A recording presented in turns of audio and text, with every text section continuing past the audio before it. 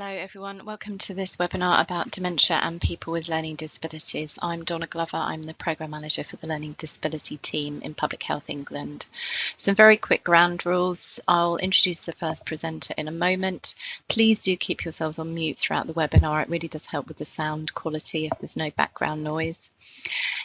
There will be a question and answer session after the presentation. If you're listening to this as a recording, you can still ask us questions by emailing ldt@phe.gov.uk. I will then select some questions at the end to ask the presenters. If we can't get to all of your questions, we will respond to you after the webinar. And just finally to say, the slides are presented as an overview. There are links on the slides which will take you to places where you can find more information, and there's also a link there to a website that we used to run that has more information on it. So I'm firstly going to hand over in a moment to Sue Dewhurst, who's going to give us some information about dementia and the whole population. So Sue's from Public Health England, and then we'll get into the learning disability specific stuff with Anna Marriott and Giles Glover. So handing over to you, Sue. Thank you, Donna. Good afternoon, everyone. As Donna said, I'm Sue Dewhurst from the Life Course team in Health Improvement in Public Health England. So as you can see, hopefully on the slide, the things I'm going to cover today are the scale of the challenge around dementia, public perceptions of dementia risk reduction, the strapline, what's good for your heart is good for your brain, the current approaches to reducing dementia risk, resources that are available to support health professionals and the public, and I'm going to introduce productive healthy ageing, which is a new narrative. Next slide, please, Donna. So the scale of the challenge. Not everybody gets dementia, but it is caused by diseases of the brain. And there are currently 850,000 people approximately living with dementia in the UK. By 2025, that figure is due to increase to over 1 million people who could have dementia in the UK. And by 2050, this figure is predicted to increase to over 2 million. And it's a sad fact that at the moment there's no cure for dementia, and already an estimated 21 million people in England have a close friend or family member living with dementia.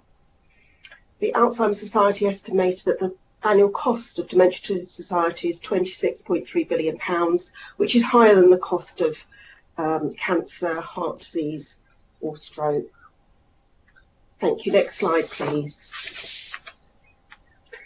So I just wanted to talk about the public perceptions of dementia risk.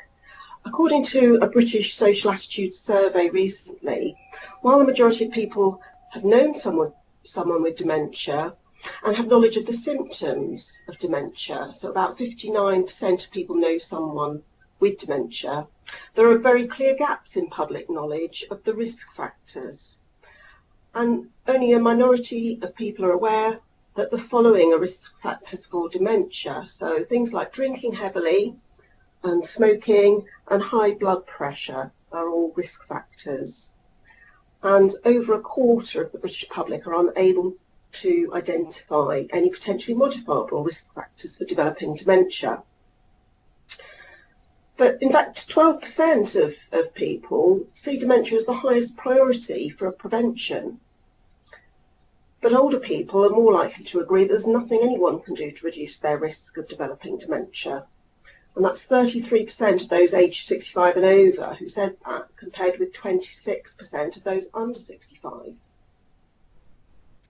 Thank you. Next slide, please. Now, there is evidence that suggests that around a third of Alzheimer's disease cases might be attributable to potentially modifiable risk factors, and that a 20% reduction in risk factors per decade could reduce UK prevalence by 16.2%, which is 300,000 cases by 2050. There's a useful strapline that we can use to promote dementia risk reduction, which is what's good for the heart is good for the brain. So things like increasing physical activity, eating a healthy diet that are good for the heart is also protective against some forms of dementia. And the Lancet Commission that was published in July 2017 actually said that naturally prevention of all potentially modifiable cases of dementia will not be feasible, but pushing back the age of dementia onset would bring enormous benefits. Estimates suggest that even a delay in the onset of 1 year could prevent more than 9 million cases of dementia by 2050. Thank you. Next slide, please. So, to support the promotion of this message, Angela Rippon has produced some videos, one of which is very short, a 2-minute clip. The other is slightly longer, a 5-minute clip. So you may find these helpful. There are links to these on the slide that you can go to on the NHS Health Check website. And on that website, there are other online resources, which I'll come to in a moment. Thank you. Next slide, please. So as I mentioned, there are ways to protect against dementia. And this infographic shows that there are 3 areas in particular. For example, social engagement. So meeting with friends or volunteering are examples of ways that people can engage with others. Cognitive stimulation, so things like doing puzzles or doing reading can also help. Education is another area. So it's been suggested that learning a second language, for example, could help with reducing the risk of dementia.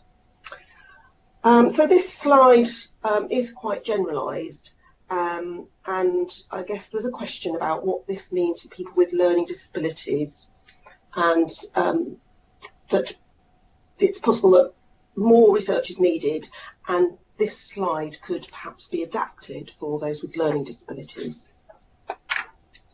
Thank you. Next slide, please.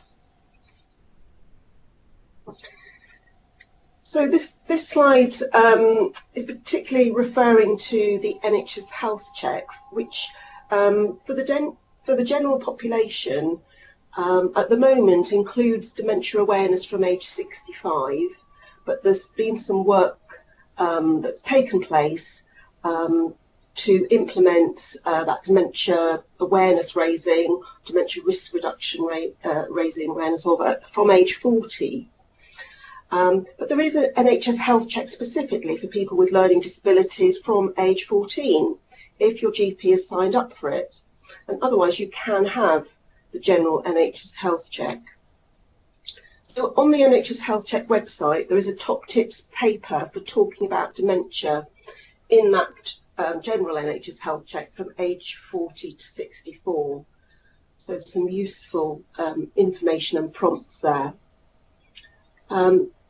The Expert Scientific Committee Advisory Panel, or SCAP, has recommended the inclusion of dementia risk reduction from age 40 plus, and this is currently in the process of going through approval. So it's been approved and it's been looked at by the Minister, so we're waiting to hear on that.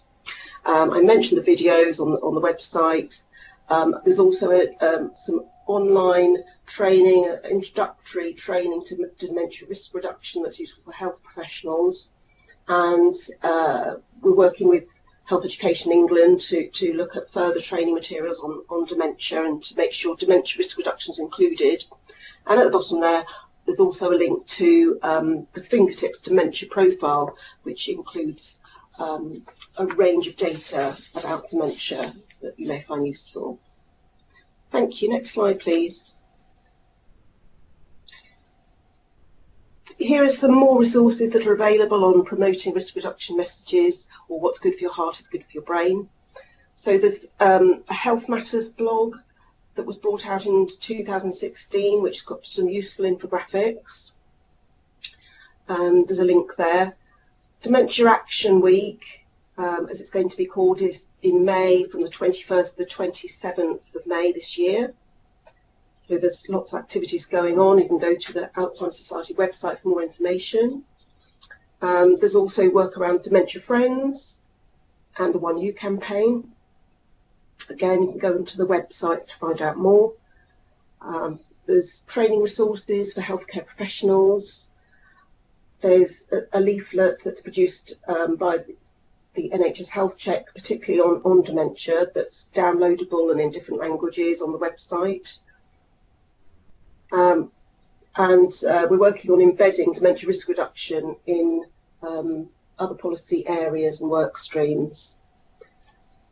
Angela Rippon, I mentioned, is a particular ambassador for dementia risk reduction, and their videos are available. And yeah, we work with other people in other teams to look at including those messages in other externally facing material. Thank you. Next slide, please. So, productive healthy ageing. This infographic is showing a new narrative that Public Health England have introduced, which links with the WHO, or World Health Organization, Global Healthy Aging Strategy. So what it means is about improving health and well-being, increasing independence and resilience to adversity, the ability to be financially secure through work and to build resources, engagement in social activities, being socially connected, and increasing friendships and support, and enjoying life in good health. So it's got a general message, and it's about a shift in mindset that we want to bring about to one where older age is viewed as a new stage of life, which can last as long as both childhood and midlife and offer many opportunities. So if you want to find out more about this, you could go to our Health Matters on Productive Healthy Ageing and Musculoskeletal Health, which was launched in December 2017. Thank you. Next slide, please. This slide just summarises overall our goal on productive healthy ageing. So we're working with other organisations to change the way people think about ageing, so that older people will have longer, healthier lives with the opportunity for increased meaning, purpose and a sense of belonging. Thank you. Next slide, please. Okay, we'll move on because I've covered that slide. Thank you. And my last slide is about carers. So I want to bring to your attention some facts about carers. So the 2011 census indicates there are over 1.8 million carers aged 60 and over in England, almost 16% of the population of this age range. And the number of carers aged 85 and over grew by 128% between 2001 and 2011. Many older carers caring for people with dementia and or multiple complex health conditions. And in a recent survey by the Carers Trust, 80% of carers over 60 said they had at least one health condition themselves, with over 50% identifying that they have 3 or more health conditions. 64% of older carers have not had a carers assessment or a review within the past 12 months. And most carers aged over 80 spend more than 50 hours per week caring, often leading to isolation and loneliness, which has a detrimental effect on their health.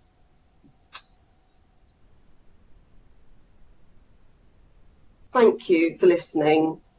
If you have any questions, please come back to me at the end. I'll pass back to Donna now. Thank you. Thanks very much, Sue. We're going to go over to Giles Glover now. Hello. So dementia is normally a feature of old age. So I mean, a European collaboration recently showed that there's a prevalence of just under 0.5% of people aged 60 to 64 have dementia, just over 1% at age 65 to 69, 5% at 75 to 79, 15% at 85 to 89, and up to nearly 25% of people aged over 90. Typically, people who get dementia survive about 5 years from the onset, but as we'll see, it's a rather different picture in some people with learning disabilities. Dementia is more common in people with learning disabilities, and there's a very specific association with people who have Down syndrome. And I'm going to say a bit more about this and introduce our best view of the current national numbers. So this slide tells you about the main source of information that I'm going to be using. Those of you who are regulars at these webinars will know that for the last couple of years we've been getting annual data extracts from general practices around England about health and healthcare topics for people with learning disabilities. We get the extracts from most practices, but not those that use System 1 note systems, and this means that we've got more complete data about population on the west of the country than on the east. We have data about individual CCGs, and you can look this up on the NHS Digital link that's given at the end of these slides. That the map shows the pattern of which areas we've got more or less data for. So the darker areas are more completely covered by the data. The paler areas are not so completely covered. The data we get give us numbers for each CCG of people with and without learning disabilities who have a range of conditions, and they give us that data by age group and by sex. So for this webinar I pulled out about 3 groups of people: those in the population who don't have learning disabilities, those who have learning disabilities but not Down syndrome, and those who have Down syndrome. And I've looked at the numbers with dementia in each group separately. So can we go on to number 17, please, slide 17. So the next slide shows the key research conclusions from a variety of sources. So Andre Strijdom and his colleagues at UCL looked at rates of dementia in people with learning disabilities who don't have Down syndrome, and they looked at older people in their Camden and Islington catchment area. After adjusting for the younger age profile of people with the learning disabilities, because of course we all know people with learning disabilities tend to die younger, they found between 2.5 and 3.9 times the expected number of people had evidence of dementia. This excess wasn't associated with the degree of learning disability, and the difference got less as people got older. Tony Holland and his colleagues, local to us in Cambridge, filled in the picture for people with Down syndrome. This is a little earlier. They studied people from a much wider age span to try and establish how rates developed with age for this group. They found, sure enough, much higher rates of dementia, with this beginning to appear in people's 30s, when it's very rare in people who don't have dementia, don't have Down syndrome. Again, they didn't find any clear association between the severity of the learning disabilities and either the numbers developing dementia or the age of onset. And genetic research has recently shown that several of the genes involved in making the amyloid protein, which is what causes, or one of the things that causes Alzheimer type dementia, are located on chromosome 21, and that's the one that people with Down syndrome have an extra copy of. So it all begins to make some sense. A further piece of the clinical picture for people with Down syndrome is fits. A small number of people with Down syndrome have fits when they're young, but it is not that common. A much larger number start to have fits around the time they also begin to develop dementia. People without learning disability who develop Alzheimer type dementia also commonly start to have fits, usually a couple of years after the start of their dementia. But it's commonly seen at the same time as people notice that people with Down syndrome are developing dementia. Let's move on to the next slide, slide 18. And this introduces our general practice numbers. So our numbers confirm Andre Strijdom's observation that recorded dementia is more common in people with learning disabilities who don't have Down syndrome. Again, after allowing for their age profile, we find that it's about 2.7 times the expected number of people getting dementia as would be expected on the basis simply of their age profile. But for people with Down syndrome, the number is much higher. Because the onset occurs at much younger ages, it's not really comparable, but if you do make comparisons in relation to the rates of dementia in younger people, which is very rare, then you come to the conclusion that it's about 100 times the rate that you'd expect after allowance for the age profile. So the charts on the next 2 pages are going to show the 3 groups separately: people without learning disabilities, people with learning disabilities but not Down syndrome, and people with Down syndrome. So if we can move on. The next slide, slide 19, shows the prevalence of dementia by age and sex for these 3 groups. The big blue bars show rates for people with Down syndrome, with prevalence reaching 10% by the age of 50 and continuing to climb after this. It appears to drop in those few people with Down syndrome who've survived to their 70s, but the numbers are so small that you can't really say much with much reliability, as you can see from the confidence intervals. People with learning disabilities who don't have Down syndrome are the pink group in this slide, and they have much higher rates than people who don't have a learning disability, who are the green group, in their 50s and 60s. So, but you can see by the time they get into their 70s, the rates in people who don't have a learning disability are beginning to catch up, but people with learning disabilities continue to have higher rates. The next slide, which is slide 20, shows the pattern over the 3 years that we've got data for. So for people without learning disabilities, or with learning disabilities but not Down syndrome, there's almost no change. For people with Down syndrome, the rate rose slightly, but all within the margin of statistical error. So really, I think the conclusion from this is that we can't see much of a trend happening in the data that we can see at the moment. So the next slide, slide 21, just leaves you with some numbers which I want to leave you with. If you're providing care for an average district of 250,000 population, that's a sort of average size CCG, then you'll have about 1,150 people who've got a learning disability, who their GP know has got a learning disability. About 1 in 11 of these, just over 100, will have Down syndrome. About 16 people with a learning disability will have dementia, and just under 8 of these will have Down syndrome and dementia. So that gives you some picture of the scale of the problem as it is at the moment. And that's where I'm going to leave it. Back to you, Donna. Thanks very much, Giles. And there are the references on slide 22 covering Giles's slides. And I'm going to hand you over now to our final presenter, Anna Marriott. Thank you, Donna. I'll now take you through to the end of the webinar by giving you a brief overview of our forthcoming report about making reasonable adjustments for people who have learning disabilities and dementia. So firstly, reasonable adjustments are the modifications that should be made by services in terms of their approach or provision to ensure that disabled people can access the service in the same way as the general population. So it's about making changes that ensure fair access and treatment for people irrespective of their disability.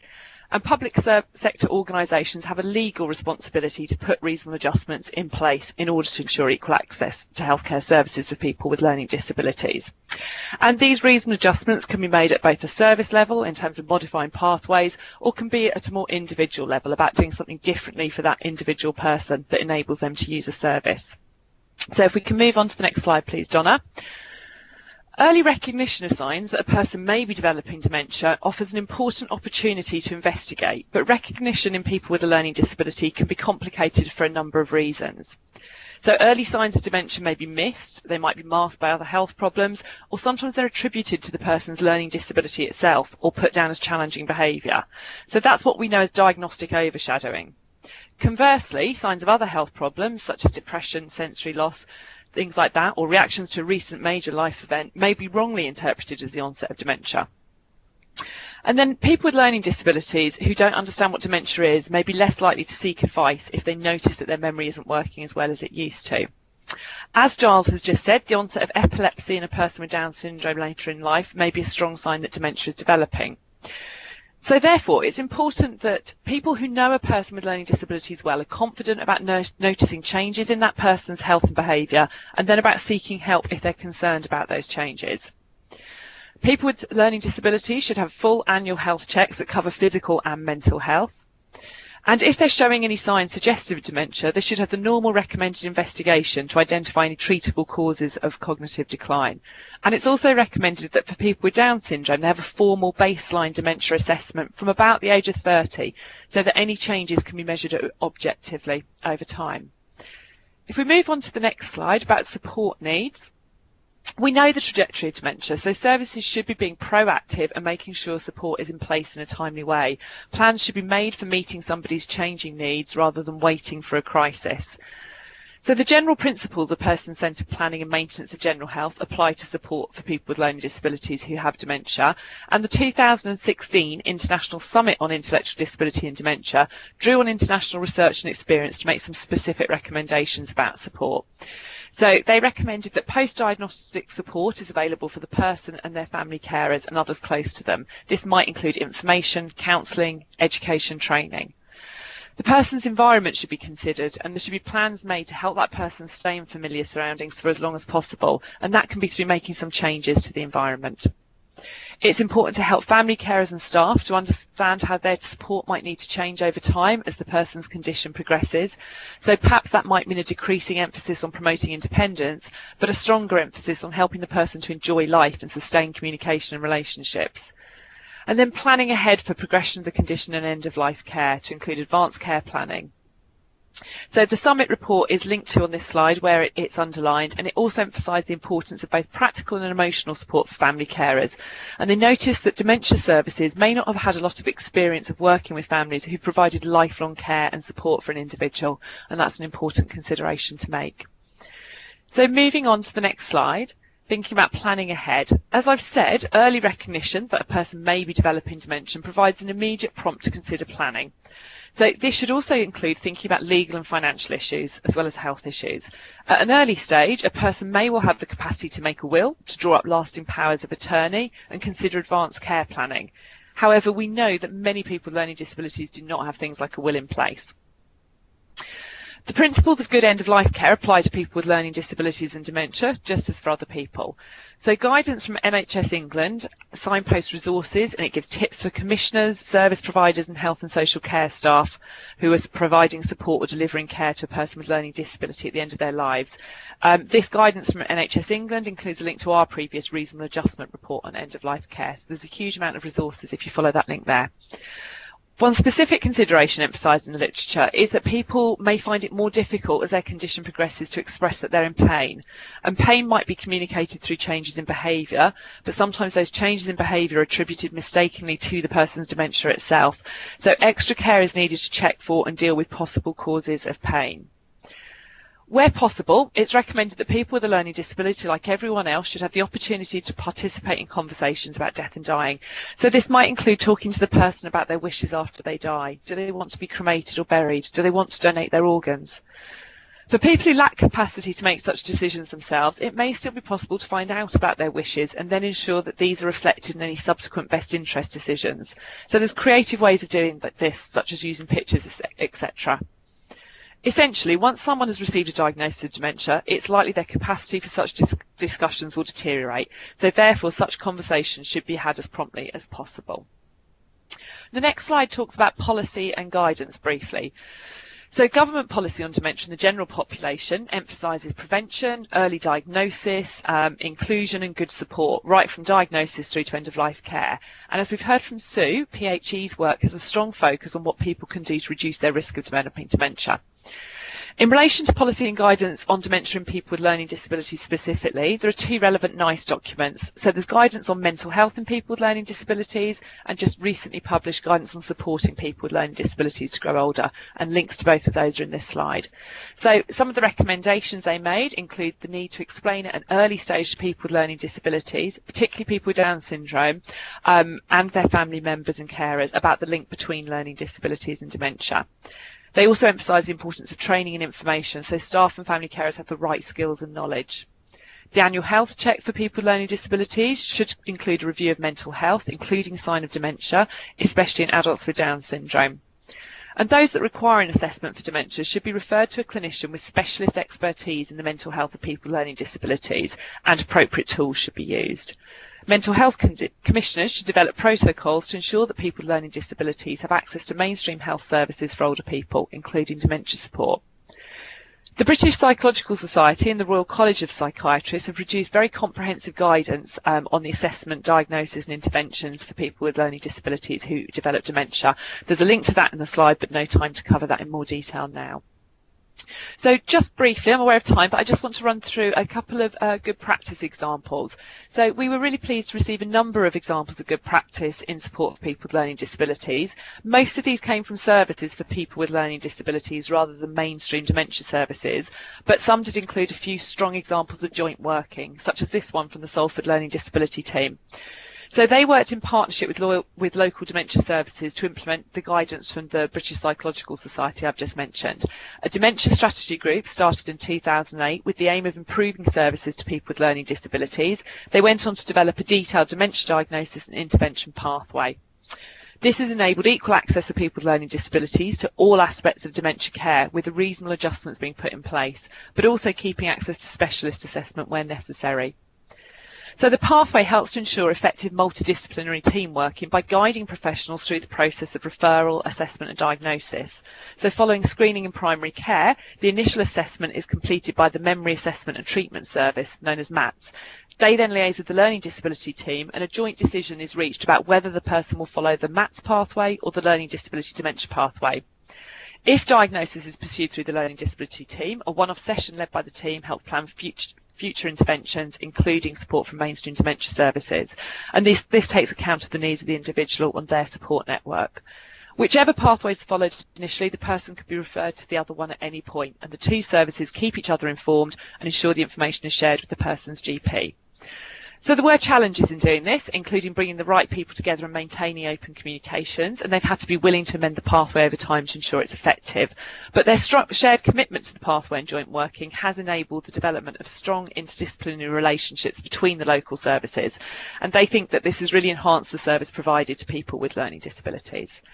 And then the second example of good practice is around cognitive stimulation therapy. So two community teams in Bracknell and Woking collaborated to adapt a manualised cognitive stimulation therapy group for people with learning disabilities and a diagnosis of dementia. Following a pilot, they offered two 14-week group programmes, and they found that they could run this with a few changes. So there's some listed there. For example, things like they had slightly larger groups, they did different timings. The session content was adapted to make it more relevant to the group members. So, for example, they talked about television soaps instead of news headlines, for example. And increased sensory activities worked well. So in holiday week, they had people physically touching sand and water. There's a bit more information up about it there. They know that consistent day, time and venue were important for the group, as well as consistent staff support. And support workers were offered dementia training, and the facilitators noted a positive effect of this on their level of engagement. Now, more research would be needed to test whether this result could be generalised, but it did seem to be a successful intervention for those people that attended. So they found increased friendship and camaraderie between the group, considerable changes in behaviour, such as increased participation and communication, and improved understanding and accepting by people that were living with the group members. And there's more detail about that case study in our forthcoming report. So just finally, I've got a slide on some of the resources that we think will be useful for people. There's a link here to where you'll be able to get our forthcoming guidance that's got links to free resources such as top tips and more case studies as well. We know that support providers have a huge role to play in supporting a person with dementia and learning disabilities. We've published a set of resources that are aimed at social care staff and how they can support the health needs of people they work with. And there's some in there that include information on dementia, end-of-life care and pain management. Our new guidance also has some case studies from support providers where they describe a good range of initiatives.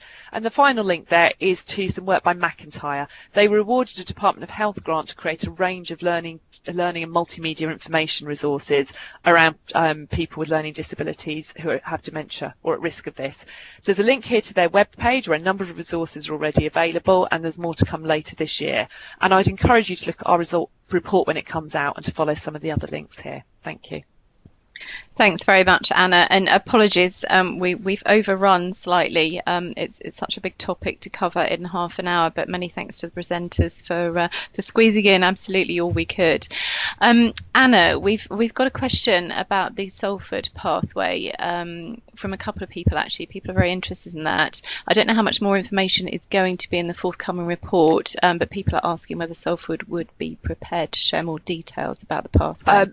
Well, there is quite a bit more in the report, and there's a copy of the pathway itself is in there as a diagram, and there is a individual contact for someone that's willing to share more about it as well. So I'd ask people to wait for the report first of all, have a look at that, and then follow up with that named link if that would be useful.